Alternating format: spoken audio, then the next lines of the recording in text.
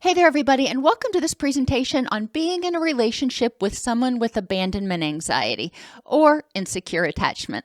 I'm your host, Dr. Elise Snipes. Before we get started, please take a minute to click that subscribe button and the bell right next to it to be notified every time we put out a new video. In this video, we're going to explore the symptoms of abandonment anxiety, which is often caused by attachment trauma or insecure attachment. We'll identify strategies to support the person in coping with their symptoms, as well as explore how their symptoms impact you and things that might be helpful for your own self-care and burnout prevention. The mnemonic I have here to help you remember the symptoms is scared champs. Now, for each of these symptoms, we're going to talk about what they might look like, but we're also going to talk about helping the person identify what makes them more vulnerable to having that particular symptom triggered, what makes them more vulnerable to being triggered into splitting, for example. Then we'll talk about those triggers and solutions that work for that person. And then finally, we're going to finish up by talking about how those symptoms might impact you and things that you might be able to do for your own self-care. So let's start out with the first one, splitting. Splitting is thinking in all or nothing terms. You're either all good or all bad. And somebody who's experienced abandonment or who has insecure attachment often experienced that when they were very young, and very young children think in all good or all bad terms. So they may still be projecting or thinking from that framework. They may never have altered that framework to recognize that people do make mistakes, but very rarely are they all good or all bad. But splitting can involve just about anything. Whatever they're doing is either all good or all bad. It's always, or it's never. Encouraging the person to think about different situations in which they're more vulnerable to splitting. For example, at work, they may not see things in extreme terms like that, but in their relationships, they may be more vulnerable to splitting. So when they're in a relationship and they start caring about somebody, it's easier to have that particular reaction triggered, because when they start feeling vulnerable in a relationship, they start feeling unsafe. And as soon as they see the first sign that they might be abandoned, they switch into all bad. They switch into protective mode. It's important to recognize that this can be exhausting for you, the significant other, when you're in a relationship with someone who engages in splitting, because you're going along, doing your thing, and then all of a sudden, sometimes it seems like you've gone from being the good one to being hated. And that can be very exhausting. It's important to recognize that the person engaging in splitting is often trying to do it to protect themselves. They started to feel vulnerable. Something triggered them to feel like they were about to be abandoned or rejected, which may have triggered this symptom to come up. It doesn't mean that you have to sit there and go, okay, I can be all bad for a while. But recognizing where it comes from can help you have a little bit more empathy for what's going on. And then approaching the person calmly, compassionately, identifying, it seems like that you've been triggered and you're feeling really unsafe now. I'm wondering what I can do to help you feel safer and more empowered. I'm wondering what triggered you to start feeling or fearing that I was going to abandon you. Clinging is another symptom of abandonment anxiety. People who have been abandoned before, when they start picking up these signs that they're going to be abandoned, some will split and just put up this wall and say, you're all bad. I don't want to be in a relationship with you. Or some will cling. And that is please don't leave me. I can't survive without you. This is, again, something that is often carried over from those initial relationships where they were abandoned. And oftentimes those relationships had occurred at a time where the person couldn't survive on their own. They were children. Recognizing that clinging often means I'm afraid that you're going to go away. Behavior is communication. Just like with splitting, recognizing it, identifying, for the person, I feel like this is clinging behavior that's coming up, talking with them about how it feels. And clinging may look like texting you 30 times throughout the day, or showing up at your workplace all the time, or whatever the clinging behavior looks like. Some people will say it feels suffocating. Identifying what those behaviors are very specifically. And when you communicate with the person, making sure that they know, I love you. I want to be with you. I want to support you. And we need to talk about, ways that you can feel safe without engaging in this behavior that triggers my anger, that triggers my frustration. One of the biggest things for people with abandonment anxiety is as soon as you start getting anxious or angry around them, they assume it's them. They assume that they're going to be abandoned or rejected because that's what's happened in the past. Therefore, starting out the conversations with, I love you, I want to be with you, I'm not abandoning you, and we need to have a talk. But also regularly communicating with them when they're not engaging in problematic behaviors, to make sure that they know that they are loved and respected and safe. Part of that means communicating with them in their love language. Figuring out what their love language is. Is it quality time? Is it acts of service? Is it words of affirmation? Is it gifts? Is it touch? What is or are their top love languages, in order to make sure that they know, hey, I see you, I notice you, I want to provide attention to you. That will go a long way to helping the person feel safer and more secure in the relationship.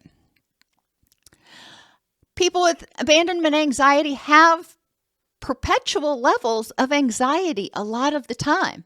That it may come out as envy of other people because they're afraid they're going to be abandoned for someone else. It may come out as anger at other people because they're afraid that the person is getting ready to abandon them, and they start feeling afraid and they want to try to manipulate the person. Now, they don't think about that, but that is the de facto result of the anger or the anxiety sometimes.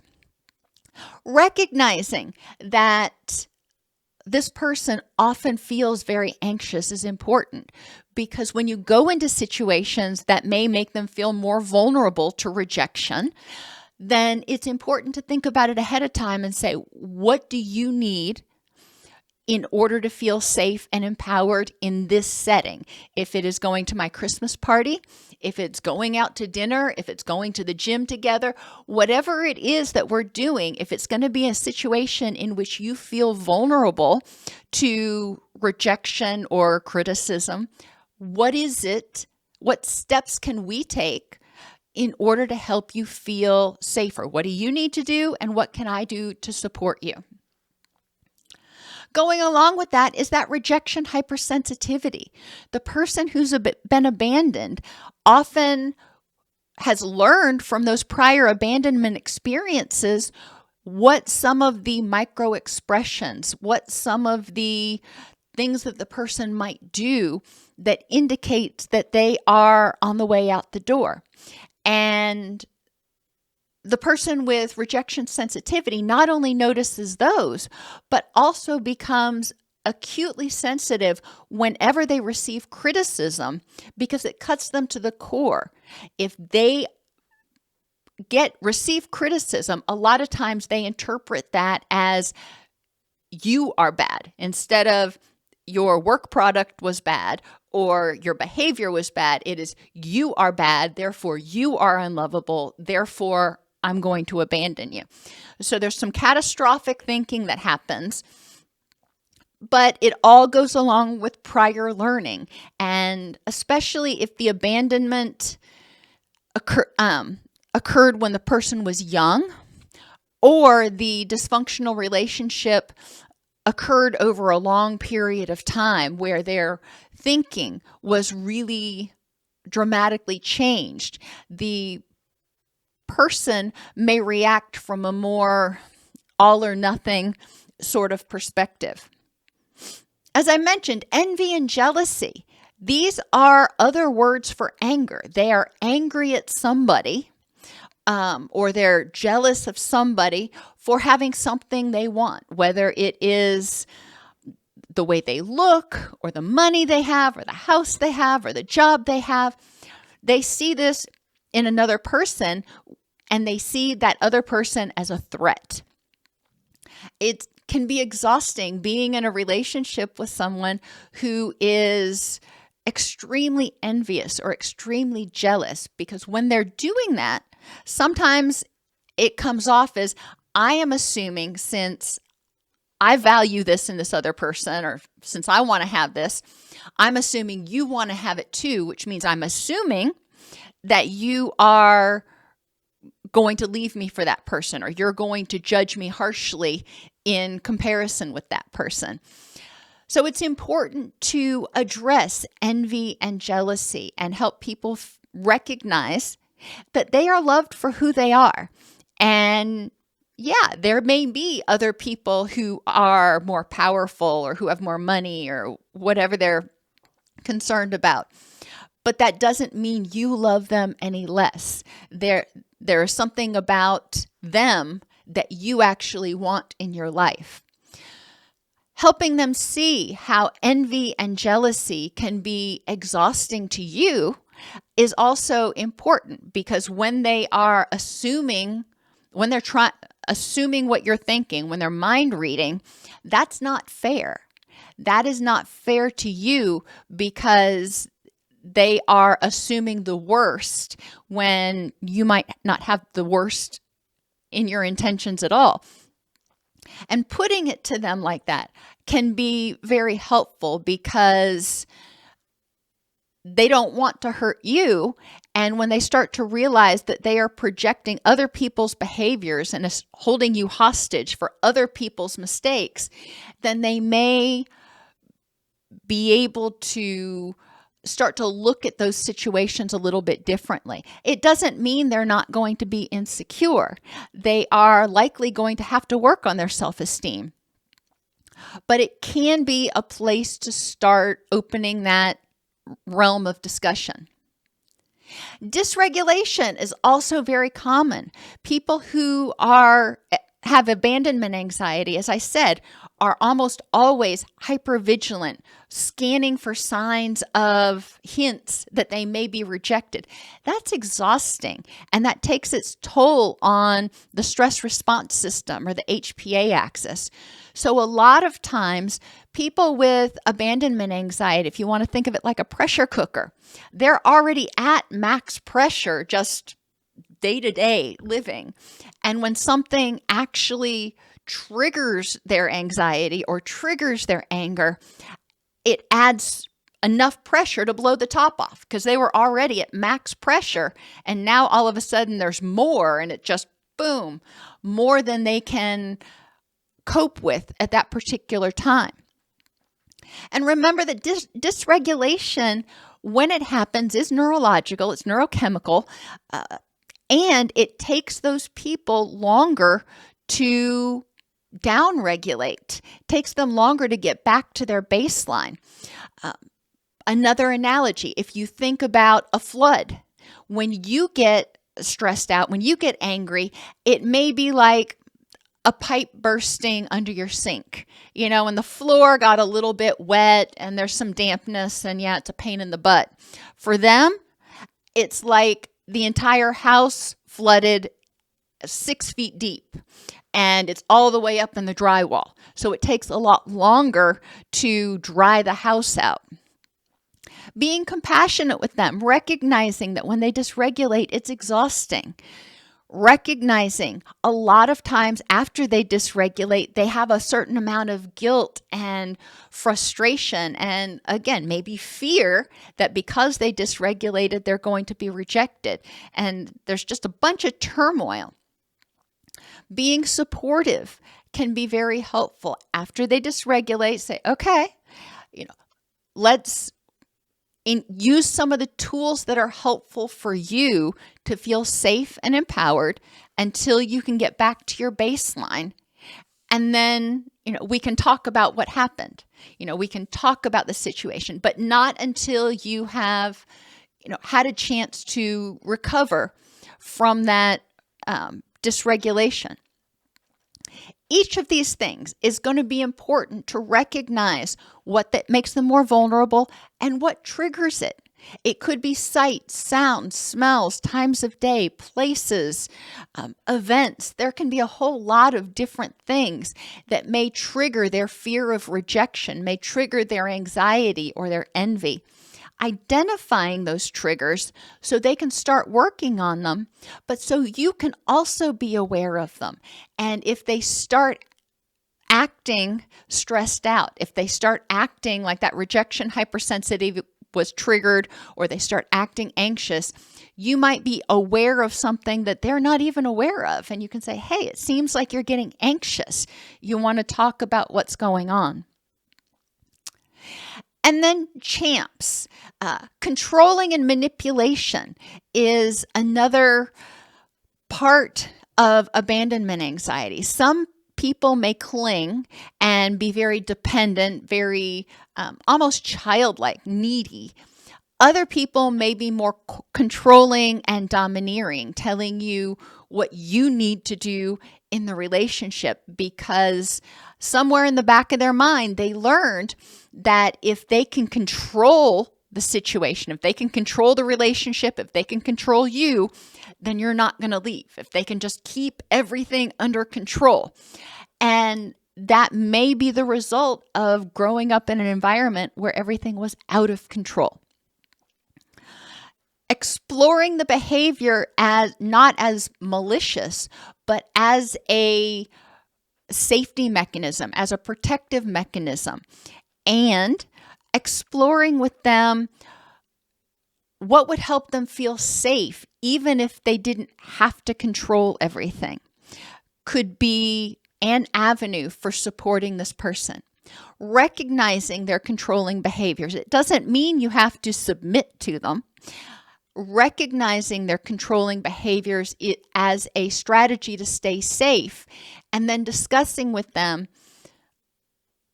compromises. I understand that this may help you feel safer. However, it's making me feel oppressed. So what can we do in order to arrive at a middle ground where both of us feels okay?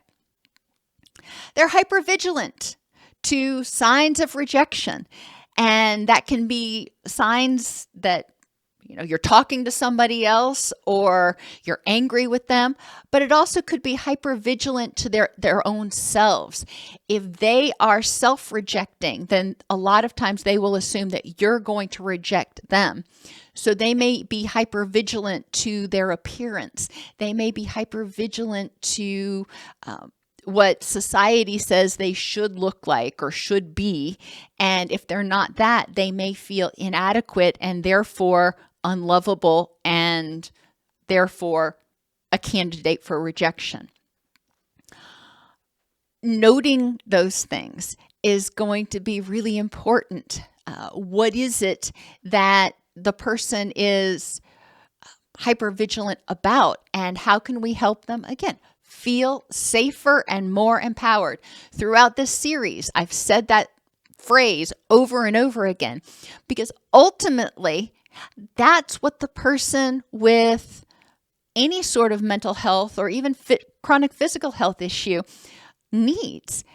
They need that secure attachment in which they feel safe in their own skin, they feel safe in their environment, and they feel empowered to move toward what's important in their rich and meaningful life.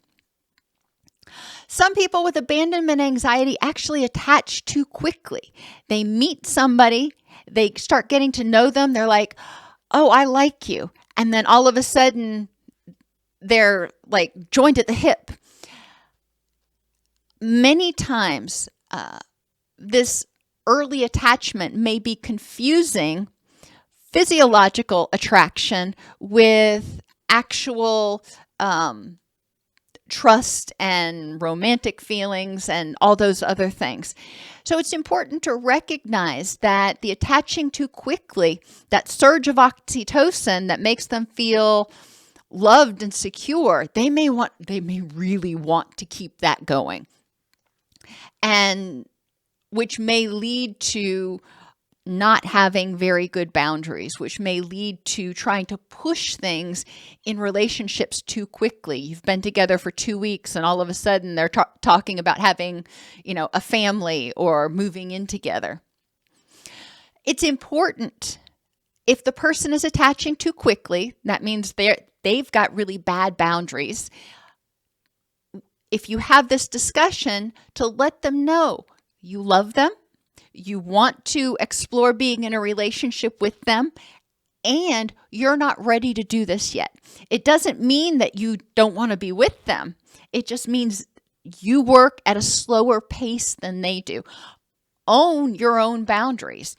Acknowledge where they want to go. I hear this is what you want, and this is what I need. So again, where can we arrive at a compromise here? Mind reading and conclusion jumping is very common because it helps the person who's been rejected or abandoned stay safe when they were in that dysfunctional environment. If they tried to anticipate their caregiver's every need, then it was less likely they were going to be abandoned. If they jumped to conclusions about what was getting ready to happen, sometimes they could prepare themselves or brace themselves or even take a proactive movement. So sometimes, interestingly enough, people with abandonment anxiety will jump into being the dumper so they don't have to be the powerless dumpee in relationships. Acknowledging this, especially, both of these are very dysfunctional communication patterns in relationships. If your partner starts engaging in mind reading, trying to tell you what you're thinking or assuming they know what you think, it's important to correct that. It's important to correct that quickly and say, either I hear this is what you think I'm thinking, or I can see where you might have gotten that from my behavior, or I have no idea where this is coming from, but this is actually what I'm thinking. And making sure that you open that line of communication where you're being authentic and you're correcting their assumptions and encouraging them to ask you, instead of assuming that you're angry at them, ask, it seems like you're angry. Was it something that I did, or is there something you want to talk about? That gives you the opportunity to tell them, so it empowers you, but it also prevents them from making erroneous assumptions. Projecting. I mentioned this a little bit before. Projecting is when you take the lessons that you learn from other people, the good or the bad, and you put it on somebody new. So in prior relationships, when somebody acted this way, it meant the bottom was getting ready to fall out. Therefore, you're acting this way, so that must mean the bottom is getting ready to fall out. Projecting kind of goes along with mind reading. However, it's coming from a different place. Projecting is basically like rerunning an old episode. And it's important to encourage them to stop and look, with you, which is this person in this relationship at this time, are their assumptions valid? Is this actually a repeat of the past, or could this mean something different? And suspicion is the final thing.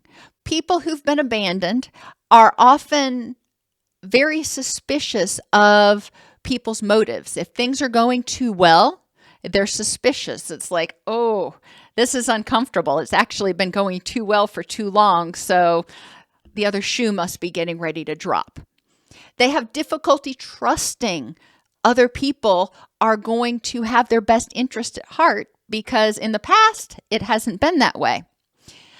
And they may overanalyze things. If you do nice things for them, they may overanalyze it and say, what do you want? Or what did you do wrong? Or what bad is going to happen? Or if you don't do enough nice things for them, they may think, why are you getting ready to reject me? Why are you mad at me? It's like everything you do is under an extreme microscope.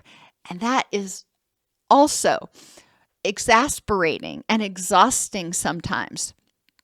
And it's important to communicate with them how you feel. If you feel like you're constantly being monitored, watched, evaluated, assessed, it is often going to wear on you. And it's important, as I mentioned earlier, help them on a regular basis, daily or more often. Make sure that they know that they are loved, accepted, and safe. And as things come up, communicate with them. But when you end the communication, make sure to reiterate that you love them and you want to be with them and you want to work this out. You're not getting ready to abandon them, but it was important for you, in order to be happy in the relationship, to have that conversation. It's important in all relationships, but sometimes, maybe especially in a relationship with somebody with abandonment anxiety, that you also have other relationships. And I know that sounds counterintuitive, because won't that trigger the person with abandonment anxiety? It could. But it's important to talk that out. And, if you are, the relationships that you choose are going to be important in order to help them feel safe. But it is important to have other relationships, to have hobbies where you can get a break from feeling like you're under the microscope. The person with abandonment anxiety, that may be really difficult for them, especially if they're clinging or controlling or both. So having agreements about, okay, I'm going to go out and I'm going to play a round of golf and I'll be back in 4 hours. And if I'm going to be late, I'll call. That's respectful, but that also gives you time alone. They know where you're going to be, so they feel a little bit more secure. And that can be a step toward helping them feel less anxious in the relationship. Help us continue to make practical mental health tools available to everybody. Join the channel at DocSnipes.com/YouTube. Donate at DocSnipes.com/donate. And of course, like, subscribe, comment below, and share. Every person's abandonment issues may look a little different. There's no one-size-fits-all way of supporting people with abandonment trauma.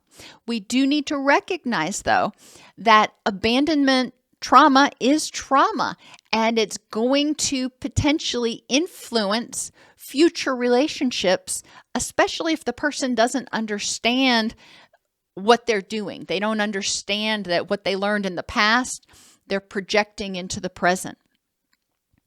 It's important for the person to understand their vulnerabilities and triggers for their behaviors, and effective interventions for them to feel safe and empowered in the relationship. and to communicate that with you. It's important to develop a toolbox together so you can work on the problem together. You're not doing it for them. You are working with them to create an environment that is mutually nurturing and nourishing. It's often helpful to encourage mindful awareness of vulnerabilities and triggers on a regular basis, at least first thing in the morning and last thing at night, so they can assess what's going on with me. What are my thoughts, wants, and needs in order to feel safe and empowered in my skin, in my environment, and in my relationship. Self-care is vital to help you cope with the vicarious distress, because as the person with abandonment anxiety has symptoms, it's going to impact you. You can't be in a relationship with them and not have it impact you in some way. So recognizing that distress and maybe feelings of frustration and figuring out, how can I cope with this? How can I acknowledge it and deal with it in a way that's healthy and helpful instead of dwelling in frustration and resentment? Additional videos on my YouTube channel include understanding and addressing abandonment anxiety at docsnipes.com/abandonment list. And 2 videos, one's called Caring for Caregivers and the other one's called Burnout Prevention. Both can be very helpful if you're in a relationship, whether you're a caregiver or you're in a romantic relationship, or even if it's just your best friend. If you're in a relationship with someone with a chronic physical or mental health issue.